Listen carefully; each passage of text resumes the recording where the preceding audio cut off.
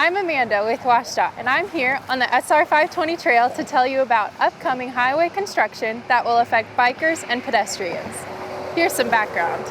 The work being done is on a stretch of SR 520 under the highway and over Lake Washington.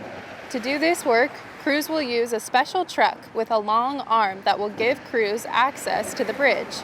Because this truck is stationed on the trail, cyclists and pedestrians will need to travel through a narrowed pathway and could be delayed. Crews will perform this work from 7 a.m. to 5 p.m. Monday through Friday, and bikers will be directed by flaggers to dismount from their bikes to walk past the work zone. Pedestrians can proceed with caution. To perform this work, the truck may need to move locations, so crews will close the trail for 5 to 10 minutes.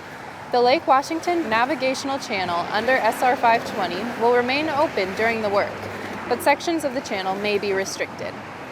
This work is expected to last through the end of November 2020. For more information, visit our website, call the hotline, send us an email, or follow us on Twitter.